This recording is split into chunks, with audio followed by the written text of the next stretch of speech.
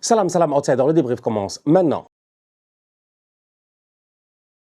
Le Real Madrid l'emporte aujourd'hui 5-1 à domicile face au Betis Séville pour la première en 2026 de cette équipe de Xabi Alonso. Franchement, top performance de la part des Madrilènes. Il n'y a absolument rien à dire. Ils se sont gérés du début à la fin de la rencontre. Ils nous ont sorti aujourd'hui un des plus beaux matchs de l'année. L'année vient de commencer, donc on attend.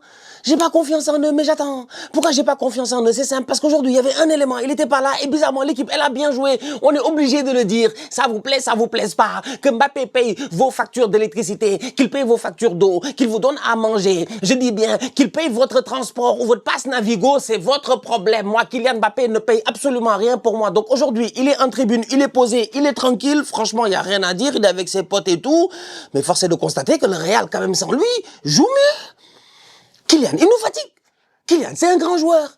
Kylian, c'est un tueur. Kylian, c'est le meilleur buteur. Mais bizarrement, quand Kylian est là, il dézone trop. On n'arrête pas de le dire. Il passe son temps à dézoner. Aujourd'hui, ce que j'ai vu sur le terrain, c'est un Real Madrid extrêmement, je dis bien, équilibré. J'ai vu un Real Madrid qui jouait en 4-4-2, qui jouait en 4-4-2, voire en 4-3-3. Ça dépend de comment ils se géraient. Quand ils n'avaient pas le ballon, ils étaient en 4-4-2 avec Bellingham sur le côté gauche, Rodrigo sur le côté droit, un double pivot, Tchouaméni, Camavinga. Quand ils avaient le ballon, ils passaient en 4-3-3 avec Rodrigo sur le côté droit, Vinicius sur le côté gauche et puis Gonzalo Garcia en pointe. Donc franchement, quand tu regardes comment le Real a manié aujourd'hui cette équipe du Betis Séville, il y a de quoi quand même être content. Pourquoi? Parce que le ballon circulait. Pourquoi? Parce que chaque joueur respectait son poste.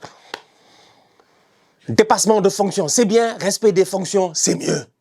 C'est ce que le Real, ils ont fait aujourd'hui, franchement. Et c'est passé à travers une top performance de la part de plusieurs joueurs. Mais avant de parler des joueurs qui ont fait des top performances, j'ai d'abord envie de parler des joueurs qui ne se sont pas gérés défensivement. Parce que le Real Madrid aurait pu avoir un clean sheet aujourd'hui. Thibaut Courtois, encore une fois, il fait un très grand match. Il fait plusieurs arrêts. À 2-1 ou à 3-1, je pense à 3-1, le Betis a failli mettre le but du 3-2. Thibaut Courtois s'est géré. Mais défensivement parlant, franchement, entre vous et moi, sincèrement, Rudiger, il veut quoi? Il veut quoi? C'est que le football, en fait, aujourd'hui, tu ne peux plus nous blaguer. Tu cours beaucoup, tu as beaucoup d'intensité, tu fais des sprints. À un moment donné, il fait un sprint offensif. Il fait une course genre d'attaquant pour rien. Personne ne le calcule. Il fait le tour, il revient, il est fatigué. Sur le but du Betis Séville, je suis désolé, franchement. Cucho, c'est Cucho, non? Cucho Hernandez. C'est ça, non? Cucho Hernandez, Juan Hernandez. Cucho Hernandez sur le but, si tu regardes bien. Raúl Asensio se gère pas. Rudiger se gère pas. La passe, elle passe. La passe, elle passe. Franchement, Rudiger et Raúl Asensio, les deux ne se gèrent pas. Et le pire, c'est la suite. C'est que Rudiger voit que Asensio va être battu par la course de Cucho Hernandez qui passe entre eux. Rudiger regarde le boy, il le laisse partir. Il le suit en retard. Asensio s'arrête et il regarde. Lui, je pense qu'il a l'impression, à ce moment-là, il était encore sur son but à lui. Il était encore de s'admirer sur la tête qu'il venait de claquer. C'est pas sérieux. Asensio s'arrête. Le gars dribble le gardien, il revient, c'est à ce moment-là qu'Asensio revient sur lui. C'est pas sérieux. C'est pas sérieux, franchement. C'est pas sérieux. Cet axe central du Real, là, aussi, sincèrement, c'est dans ce genre de match-là que tu te rends compte que de temps en temps, ils ne sont pas sérieux. Heureusement qu'ils ont un grand gardien de but. Mais sinon, globalement parlant, il n'y a absolument rien à dire. Ils ont sorti aujourd'hui une top performance. Fallait bien que je chipote sur quelque chose et donc j'ai décidé de chipoter sur l'axe central. Mais top performance de la part de Valverde sur le côté, double passeur décisif. Il aurait même pu claquer son but en toute fin de rencontre. Bellingham a été au top. Franchement, ça fait plaisir de voir Bellingham comme ça. Tu vois, c'est ça le truc avec Kylian Mbappé, en fait. Que ça vous plaise ou pas, en fait, quand Mbappé, il est là, il dézone trop. Franchement, il dézone trop. Gonzalo Garcia, il est civilisé. C'est un attaquant, c'est un numéro 9. On lui a rien demandé. Aujourd'hui, partout où il était, si tu regardes son hitmap, tu es satisfait. Tu regardes son hitmap, je dis bien, tu es satisfait. Il est dans la surface de réparation. Il est présent. Il est à la retombée du ballon. C'est ça qu'on demande d'un attaquant. Et donc, du coup, si ton attaquant occupe ce rôle-là, si ton attaquant occupe très bien ce rôle-là, offensivement parlant, automatiquement, derrière, ça libère des espaces pour des boys qui ont besoin d'espace. Mais si ton attaquant n'occupe pas son rôle là et qu'il vient bouffer l'espace des boys qui ont besoin d'espace, il n'y a pas d'espace. Et le Real trépasse. Donc aujourd'hui, quand je vois le jeu de Bellingham, la manière à laquelle il était à l'aise sur le terrain, j'ai envie de dire c'est parce qu'il n'y avait personne pour venir le déranger. Quand je vois Vinicius sur le côté, la manière à laquelle il était à l'aise, c'est parce qu'il n'y avait personne pour venir le déranger. Personne n'est venu voir Vini pour faire des 1-2 avec Vini. Vini, constamment, il était tout seul, donc constamment, il prenait le latéral adverse en 1 contre 1. La preuve, Ortiz, il a failli mourir. Il est sorti à la mi-temps, heureusement. Ortiz, il a quel âge? Ortiz, on dirait il a 15 ans. Il a 21 ans. Ortiz.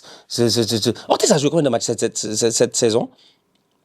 Il a joué 5 matchs cette saison. Ça se voit que c'est un boy qui a pas beaucoup d'expérience parce que Angel Ortiz, là, il a fait plusieurs fautes sur Vinicius en première mi-temps. Il s'en sort avec un carton jaune. Pellegrini est un coach avec beaucoup d'expérience. Donc, automatiquement, il n'a pas pris ce risque. Il l'a fait sortir. Mais donc, tu vois que Vini était à l'aise. Vini était en 1 contre 1 face à Ortiz plusieurs fois ou en 1 contre 2, whatever, si eux, ils ont décidé de faire double team sur lui. Et lui, il se gérait. Rodrigo, de l'autre côté, on l'a vu. Vraiment, très bon match de la part de Rodrigo. Moi, j'ai beaucoup aimé le match de Rodrigo aujourd'hui. Double passeur décisif aussi. Intelligent, altruiste, généreux, techniquement très bon. C'est-à-dire qu'aujourd'hui, franchement, que ça vous plaise ou pas, on le dit encore une fois, Kylian, on l'aime bien. Kylian, j'ai beaucoup de respect pour lui. Kylian est très fort. Mais Kylian pose problème. Je sais pas. Soit il faut qu'ils s'adaptent tous pour jouer avec Kylian.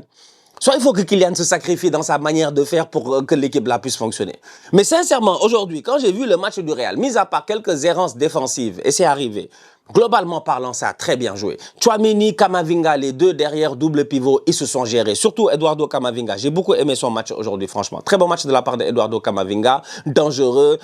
Toujours, voilà, tu pouvais compter sur lui devant la défense. Très bon aussi quand il fallait push-up un tout petit peu. À la récupération, à l'entrée de la surface de réparation, il y avait toujours un Camavinga qui était là. Donc franchement, c'était très très pertinent et le jeu était très très huilé.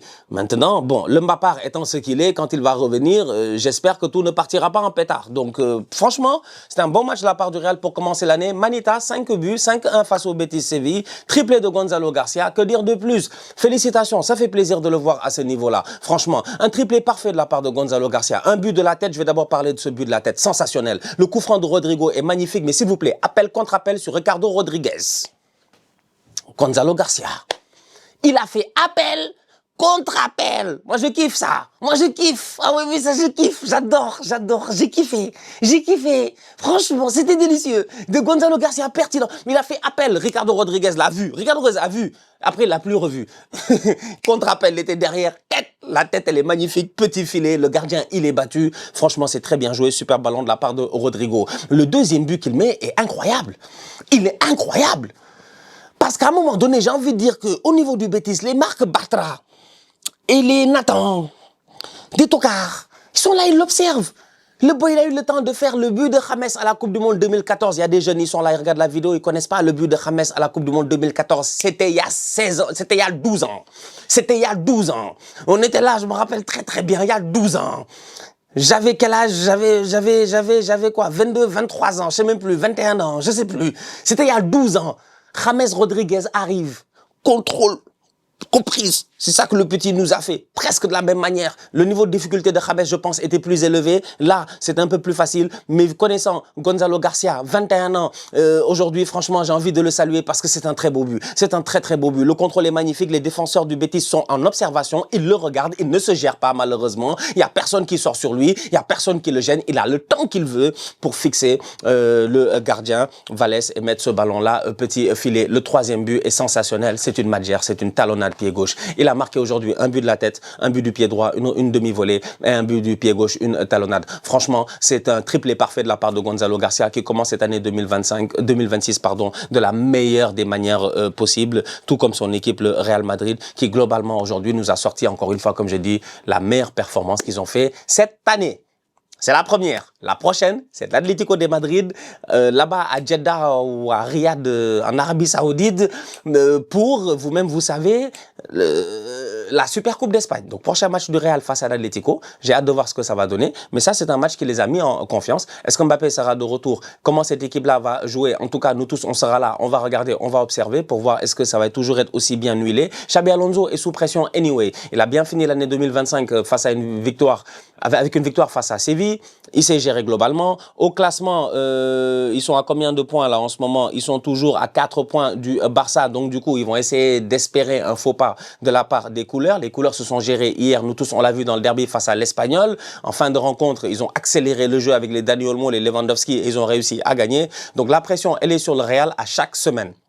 La pression est sur Xabi Alonso à chaque semaine. 4 points, c'est déjà trop. Si les 4 points se transforment à un moment donné en 7 points ou en 5 points, whatever it is, il aura encore plus de pression, sans compter la Ligue des Champions qui arrive dans 2 semaines. Donc, c'est un mois de janvier très important pour Xabi Alonso. Il va falloir que rapidement son équipe se gère. Il va falloir que les gars enchaînent les victoires. Il va surtout falloir que l'axe central, elle fasse des efforts. Parce que on est d'accord que le Real, offensivement parlant, il n'y a pas de problème. Il y a des top players et tout. Et ils sont capables à tout moment de déclencher des buts, de déclencher des occasions, d'être dangereux en contre-attaque. On l'a vu aujourd'hui, Vini, Rodrigo, en 1 contre 1, ils peuvent faire la différence. Petit centre, en retrait, le ballon traîne, reprise de Valverde, whatever. Ils sont capables de créer ce danger-là. Mais sur les transitions, ils sont trop vulnérables. Ils sont beaucoup trop vulnérables. Et l'axe central doit se gérer. Rudiger doit élever le niveau. C'est lui qui est en santé en ce moment, il me semble.